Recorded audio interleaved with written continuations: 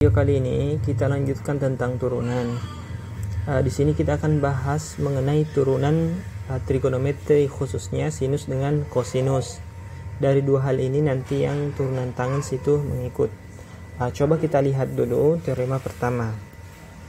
Di sini kalau kita diberikan fungsi f sama dengan sin x, maka turunannya adalah cos x.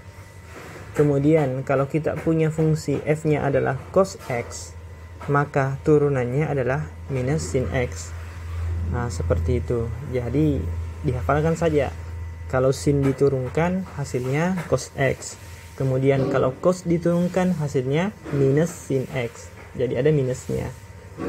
Contoh.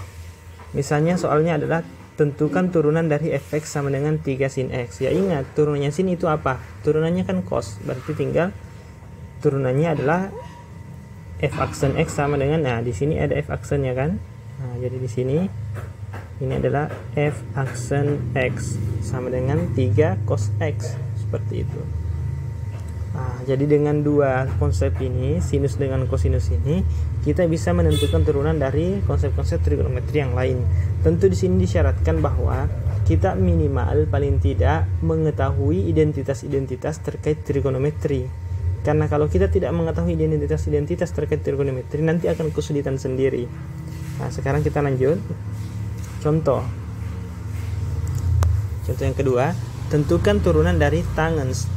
Tangens itu turunannya ini secant kuadrat. Dari sini sudah bisa dihafalkan juga sebenarnya. Turunannya tangen adalah secant kuadrat. Cara kerjanya bagaimana? Ini sin x per cos x itu bisa dimisahkan dengan uv tadi. Ini u per v.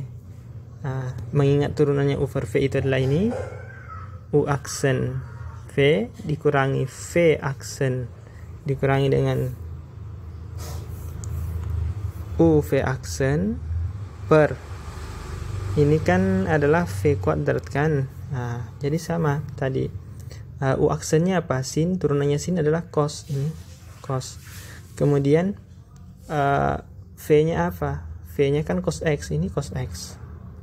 Sini cos x. Kemudian ini u-nya apa? U-nya kan sin x ini. Kemudian v aksennya apa? Turunannya cos kan minus sin. Ini v-nya kuadrat ya di bawah sini. Sehingga cos kali cos hasilnya cos kuadrat x minus sin x dikali atau dikurangi dengan sin x kali minus sin x, berarti dikurangi minus sin kuadrat x. Jadinya di sini plus. Jadi cos kuadrat tambah sin kuadrat. Sekarang ingat identitas trigon. Cos kuadrat kali sin tambah sin kuadrat itu apa? Itu adalah 1. Jadi ini mesti diingat ini, bahwa sin kuadrat x ditambah cos kuadrat x itu hasilnya adalah 1. Makanya di sini jadinya 1, seperti itu. Seper cos kuadrat itu apa? Itu secant kuadrat x. Karena seper cos x itu adalah secant x, sedangkan yang lainnya seper sin x itu adalah cosecant x. Ini mesti dihafalkan ini untuk bisa menyelesaikan masalah-masalah terkait dengan trigon. Dan rumus-rumusnya ini masih ada beberapa, silahkan dipelajari. Itu sudah diberikan pelajarannya harusnya.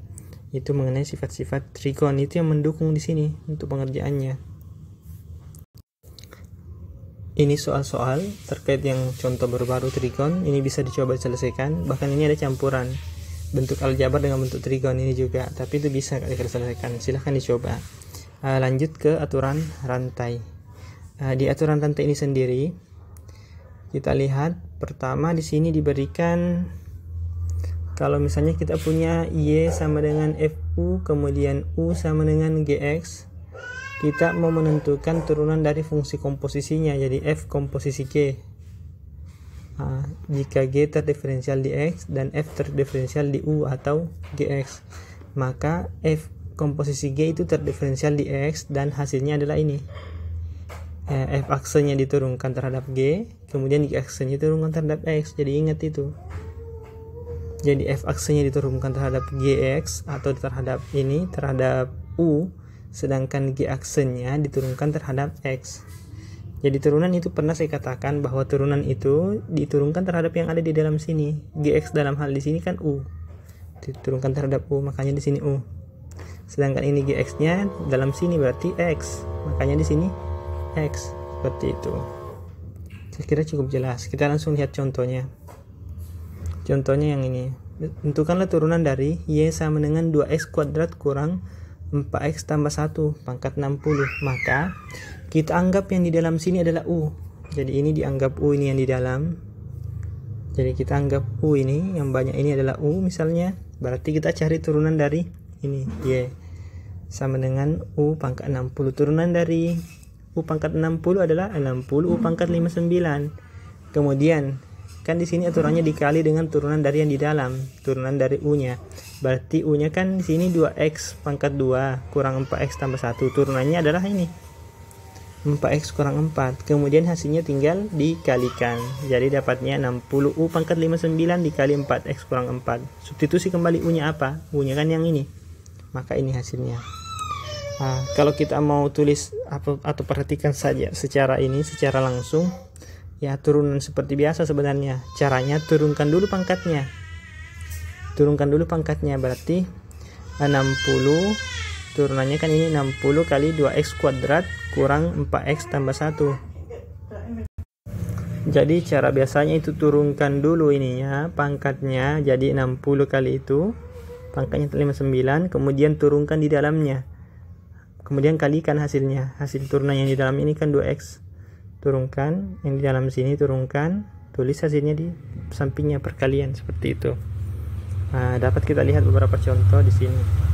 Sebenarnya beberapa soal, silahkan dicoba. Itu cukup sederhana sepertinya, bisa diselesaikan. Kemudian di sini juga ada tugas ya, bagian tugasnya itu banyak ya. Latihannya sebenarnya itu latihan bisa diselesaikan.